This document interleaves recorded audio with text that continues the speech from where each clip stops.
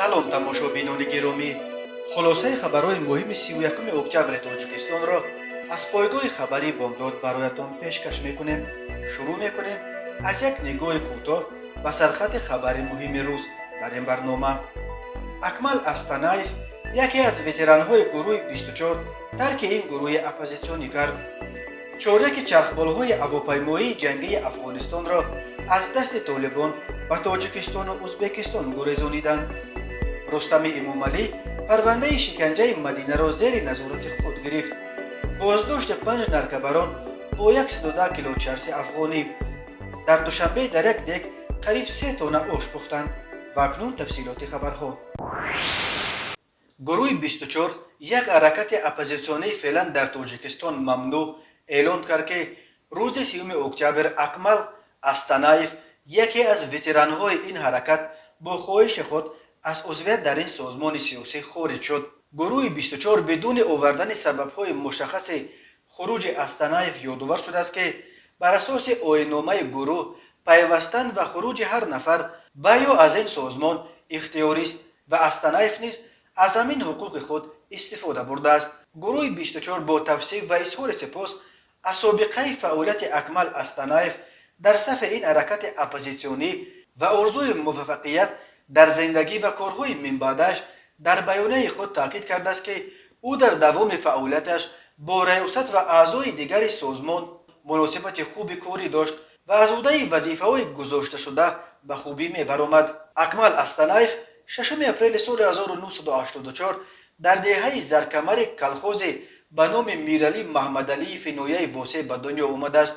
ӯ яке аз нахустин нафароне буд ки баъди таъсиси гурӯҳи 24 аз ҷониби соҳибкори фирорӣ Умаралӣ Қувватов ба сафи ин ҳаракати оппозитсионӣ пайваст ва баъди манъи фаъолияти он ва таъқиби аъзояш дар Тоҷикистон ва кишварҳои СНГ ба Аврупо паноҳанда шуд. вақтҳои охир Акмал Астанаев дар YouTube канали худашро бо номи Ходими халқ таъсис дода, барномаи бидуни пардаро пеш мебурд. Акмал Астанаев рӯзи 31 октябр дар як пахши мустақим дар каналаш дар YouTube гуфт: хуруҷаш аз гурӯҳи 24 ба маънои хуруҷаш аз майдони мубориза нест. ман на ягон касро фурӯхтам ва на ба ягон ваъдае ки дар вақташ ба Умаралӣ Қувватов дода будам ваъдахилофӣ кардам. ман ҳарчи метавонистам барои гурӯҳи 24 то имрӯз анҷом додам. аз ин пушаймон нестам. аз баромаданам аз ин гурӯҳам пушаймон нестам, гуфт Астанаев. гурӯҳи 24 соли 2012 аз ҷониби соҳибкор Умаралӣ Қувватов баъди фирораш аз Тоҷикистон ташкил шудааст. дар тобистон ва тирамоҳи соли 2014 гурӯҳи 24 дар шаҳрҳои Русия бо ҷалби муҳоҷирони тоҷик силсилаи гирдиҳамоиҳои эътирозӣ ба зидди ҳукумати Тоҷикистонро доир карда, ҳамаро ба гирдиҳамоии ниҳоӣ дар таърихи 2 октябри ҳамон сол дар майдони Дӯстӣ, майдони марказии шаҳри Душанбе даъват кард. ин гирдиҳамоӣ дар Душанбе доир нашуд, вале додгоҳи олии Тоҷикистон аллакай рӯзи 9 октябр соли 2014 фаъолияти гурӯҳи 24-ро дар кишвар манъ ва баъди чанде ин созмонро ба рӯйхати созмонҳои ифротӣ шомил кард. асосгузори ин ҳаракат Умаралӣ Қувватов моҳи марти соли 2015 дар шаҳри Истанбули Туркия дар натиҷаи як сӯиқасди мусаллаҳона кушта шуд.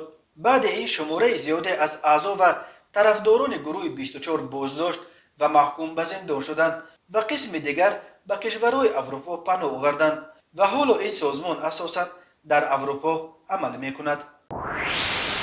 дар ҳисоботи нозири кулли босозии Афғонистон ки рӯзи 30 октябр нашр шуд, гуфта мешавад ки ба халабонҳои Афғонистон муяссар шудааст ки моҳи август дар пешурӯи ба дасти ҷангиёни ҳаракати Толибон афтодани ин кишвар 25% чархболу ҳавопаймоҳои ҷангии урдуи давлатиро ба кишварҳои ҳамсоя Тоҷикистону Узбекистон гурезонанд.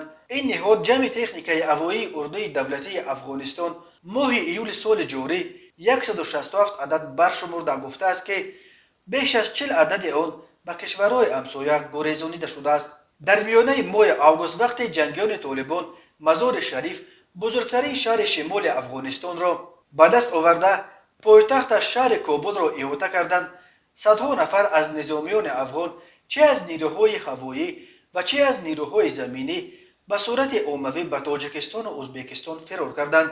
аз ҷумла даҳҳо халабон аҳли оилаи худро با چرخبول و هواپیما بر کرده از میدانهای هوایی مزار شریف و کابل به طرف شمال فرار کردند. بنا به اطلاع خبرگزاری فرگنه حدود 500 نظامی نیروهای هوایی افغانستان و خویشاوندان آنها در ترمیز افغانستان نشستند.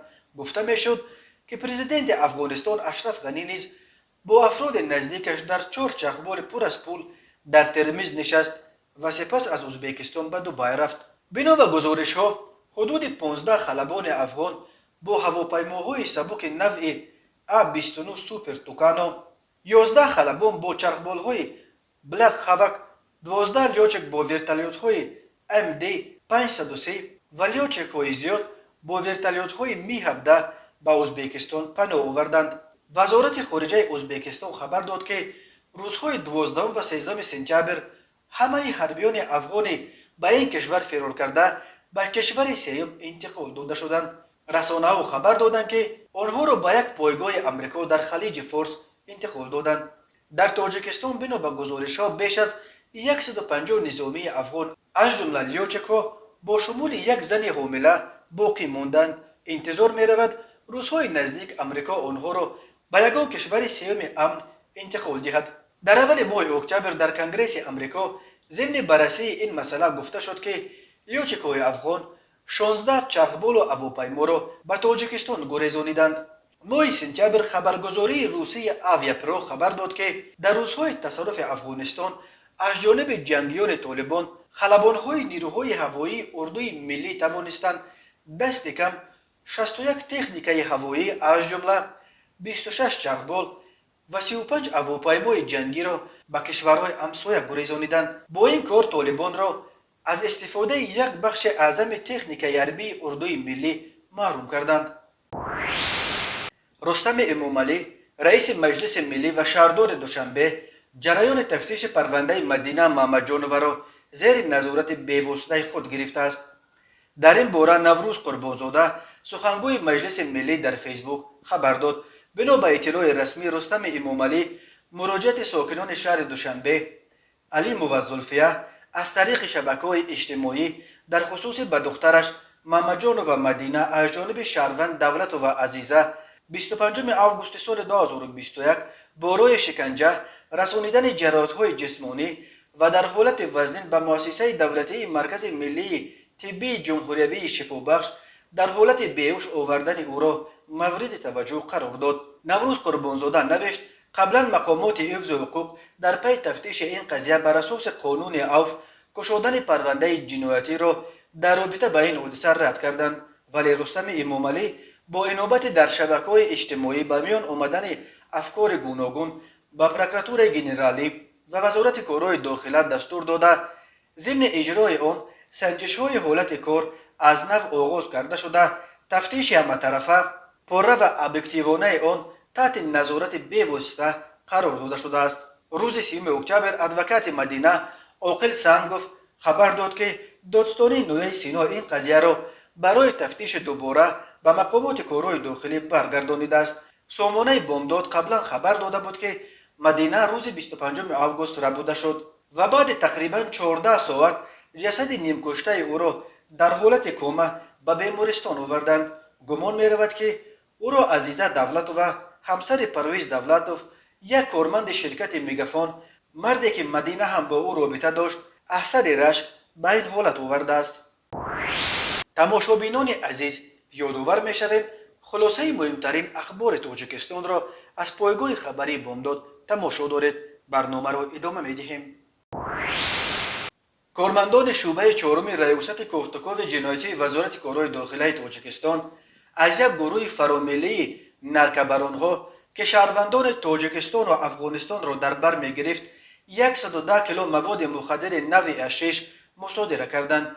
احسان عبدالله‌زاده کارمند مرکز مطبوعات وزارت کارهای داخلی تاجیکستان در گزارشش در برنامه تلویزیونی اخبار وزارت کارهای داخلی گفت این زنجیر قاچاق مواد مخدر در 3 حلقه علاهیده در عموم 6 نفر را فرا می گرفت عبارت بوده مواد مخدر را از افغانستان وارد کرده می‌خواستند از تاجیکستان به قرقیزستان و از آنجا به کشورهای دیگر قاچاق کنند.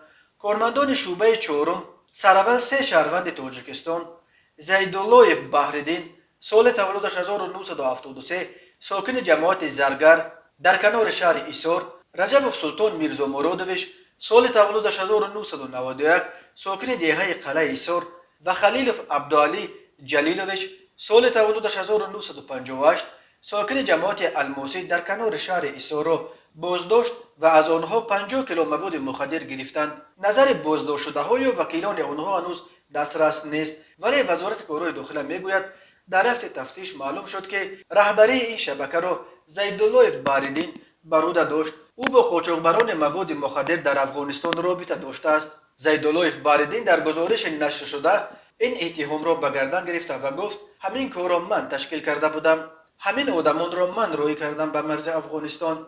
در جریان تفتیش مقامات یک شهروند افغانستان با نام محمد عظیم ولد محمد شریف را در حدود نویه جلالالدین بلخی ولایت ختلان دستگیر کرده هنگام کوفت و کوب از وی 56 کیلو مواد نشه‌دار مصادره کرده شده است. معلوم کرده شد که محمد عظیم ولد محمد شریف با زیدالله باریدین رابطه داشته سرچشمه تامین این شبکه با مواد نشه‌دار به حساب می رود، میگوید مؤلف گزارش در برنامه اخباری وزارت کارهای داخله. این ساکن نویه امام صاحب ولایت قندوز همچنین به عبور غیر قانونی مرز نیز عیبدار می شود. مقامات همچنین عضو این گروه اودینایف آزادبک غفارویچ ساکن محله چارتوت نویه سینای شهر دوشنبه را دستگیر کردند. از اودینایف که قبلا هم با عین جرم قاچاق مواد مخدر سود شده بود هنگام کوفتوکوب 3 کیلو مواد مخدر گرفتند. باز یک نفر دیگر دولتوف امام علی اشمرودویچ ساکن دهه دیقونوباد در کنار شهر ایسار با اتهام همکاری با این شبکه قاچاقبر در جستجو قرار دارد. تاجیکستان که با افغانستان منبع اساسی تولید هیروئین، افیون و حشیش دنیا 1370 کیلومتر مرز مشترک دارد، در سالهای اخیر به یک مسیر عمده قاچاق مواد مخدر افغانی تبدیل یافته است. روز 3 اکتبر در میدان نزد شرشره نوروزگاه پایتخت فستیوال آش پلو برگزار گردید. در درآمدگاه میدان از جانب شهرداری دوشنبه یک دیگ بزرگ گذاشته شد. در این دیگ 4 آشپز ماهر قریب 3 تن آش پختند. این بزرگترین دیگ آش در تاجیکستان می باشد. ماه اپریل در خوجند در یک دیگ قریب 1.5 تن آش پخته بودند.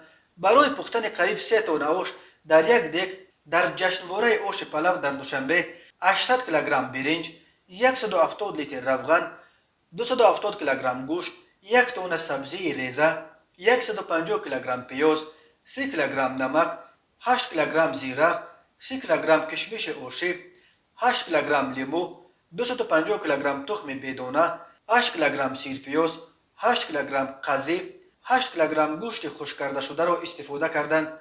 خبر داد خبرنگار خاور.